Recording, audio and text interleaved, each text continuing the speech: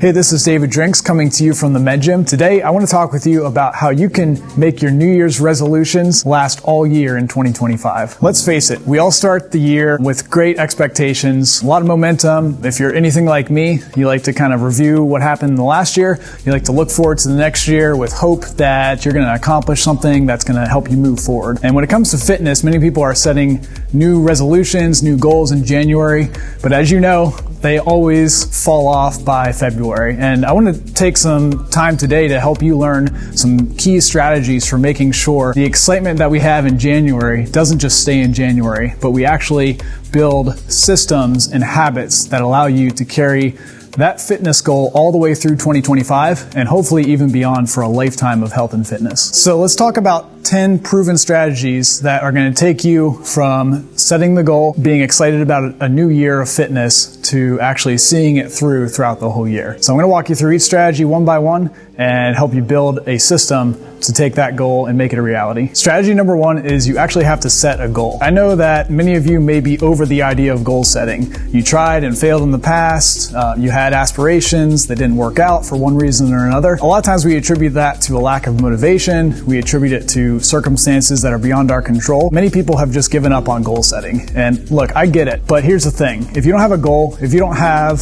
a outcome in mind for what you want to do, you have no vision. There's no reason why you should or shouldn't show up to the gym. There's no reason why you should eat healthy or shouldn't eat healthy. Let's take that idea of goal setting and let's talk about it like this. It doesn't have to be a specific outcome goal. So you don't have to say, okay, I'm going to lose 40 pounds this year, or I'm going to run a marathon this year. Let's say, what do I want to have be true at the end of 2025 in my fitness? So number one is you have to set that intention, set a vision for your year, and make sure that you have something, kind of that stake in the ground that's going to help you to be motivated throughout the year. In order to set a good goal or a good intention for this year, we want to follow the SMART goal framework. Now, this is very common. It's been around for a long time, but I find a lot of times people don't stick to their goals because they don't set a good goal in the first place. When it comes to setting a good goal or a good intention for 2025, we want to follow the SMART goal framework. It stands for setting goals that are specific, measurable, achievable, or attainable. They're relevant, they mean something to you, and they're time bound. So we want to take those and make sure that we're not just saying, I want to do something by whenever. Instead, we want to make sure that it's very specific. Take some time and set a SMART goal, set something that means something to you. Number two is we're going to take that goal and break it down into actionable steps. So a lot of times the second reason why people lose traction and they don't fulfill their goals is because they think it's enough just to write down a goal. Well, really, you can't do a goal. You can only do actions that lead you to that goal. So we want to make sure we take that SMART goal that you set and actually break it down into specific actions. Strategy number three is that we want to set process goals and not just focus on the outcome. So I think it's important to really set the outcome early on in the year, but then from there, we want to break it down and focus on the process more than the outcome. The process is really what makes the outcome possible. Number four is win the week and win the day. So we want to focus on the process week in, week out, day in and day out, and not just the outcome. In order to do that, we want to focus on winning every single week and winning every single day. And when I say winning, it doesn't necessarily mean that you accomplish 100% of your actions every single day for the whole year. We don't want to be unrealistic. What are the clear actions and processes that I need to do this week to work towards my goal? The night before each day starts, you want to write down, okay, what's 1 to 3 things that I can do tomorrow that are going to help me work towards my goal. So now we're breaking it down and we're focusing, getting very specific on what are the daily, weekly actions that I'm doing that are going to lead me to my goal. And that takes us away from just thinking about the goal all the time to now focusing on what am I doing today that's going to actually make it a reality. Number 5 is plan ahead to prioritize fitness. Goals get lost and we get frustrated when we're trying to pursue actions day after day because a lot of people just let life happen to them. They don't take a minute the day before to review what's coming up the next day and make sure that fitness is a priority for them. Maybe you always go to the gym at 4 p.m., but one day you have something scheduled already at 4 p.m.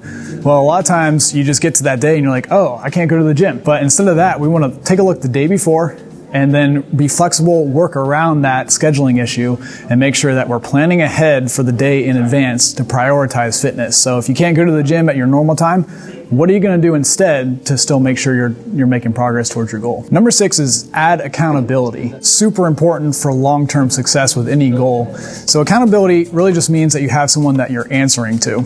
Left to our own devices, and if we don't have anyone else or anything else holding us accountable, a lot of times we stray from our original path. If you have someone who's checking in on you, and that could be a friend, it could be a family member, it could be a coach, you have someone who's going to be checking in to make sure that you do what you said you were going to do. You could hold yourself accountable, and that's possible. The key to holding yourself accountable is to actually write down what you're going to do each week and each day. Schedule a time that you're going to review it, and you're going to just say, okay, did I do what I said I was going to do this week? If you have that system down, you can be self-accountable, but it always helps to have someone external, so a friend, a family member that you're at least telling your goals to, who can check in with you. And a lot of times it helps to hire a coach. That's like that extra stake in the ground that says, I'm paying someone to make sure I get to my goals. All right, number 7 is celebrate small wins. So a lot of times we set goals, we set intentions, we might even get down to specific actions, and we may be making progress. But a lot of times people get frustrated because either they're not making quite enough progress or they don't recognize the progress they are making. Make sure that as you go along your journey,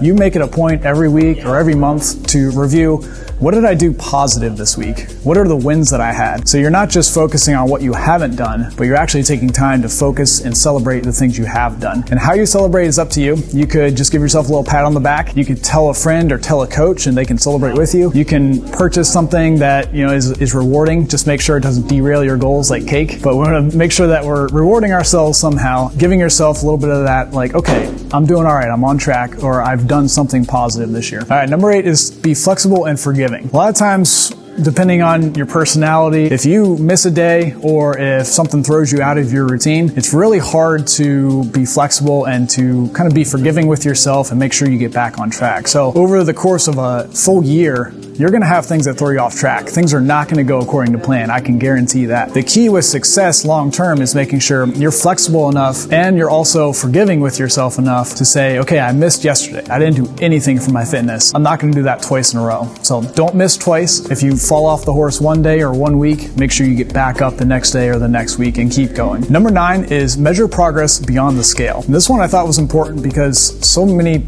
of my clients that I talk to, everything around fitness in their lives gets wrapped up into what does the scale say. They could be making a ton of progress and they have more energy, they're stronger, they move better, they have less pain, but if the scale doesn't say what they wanted to say, it's a total failure. Let's focus on measuring something beyond the scale. It's okay if losing body weight or losing body fat's part of your goal.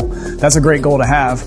But let's make sure we get beyond that and also track what are the other positives that are happening here. We can say, I'm doing something that's a win, whether or not that scale's moving. And number 10 is revisit and refine goals regularly. It's really tough as you go through the course of a full year to have the same focus on your original goal you set if you don't ever go back and revisit and refine what that goal is. And it's okay if that goal kind of changes or shifts a little bit throughout the year. Obviously, we don't want to just totally throw it out. If you take February, March, April, you go a few months into the year, you take a step back and revisit your original plan, things might look a little different in your life. So we want to make sure that we don't just throw everything out or forget what our original intention is. We got to get back to revisiting, reviewing our goal, making sure it's still on track. So I would recommend, maybe it's monthly for you, but at least every 3 months, sit down, get your original paper out that you wrote your goal on or however you're tracking it, and make sure you revisit that goal, reflect on it. This is something we're really committed to doing more in 2025 with our clients at the Med Gym, is sitting down every so often and making sure we check in on their goals. Are you on track with what you originally said you wanted to do here, or do we need to shift something? And if we don't ever have that conversation or have that check-in, goals tend to get stale, they tend to get forgotten or lost along the way. So revisit your goals, make sure you're checking in on them and refining as you go. So that's it. 10 strategies that are going to help you to take the excitement of a new year and maybe the New Year's resolution and turn it into all year long and hopefully a lifelong fitness success. And if you find that you need a little help along the way, that's what my coaches and I here at the Med Gym are here to help people accomplish their fitness goals in 2025. So reach out if you need help accomplishing your goals this year. But let's start these 10 strategies today. Let's make 2025 the year you move better, feel better, and live better every single day.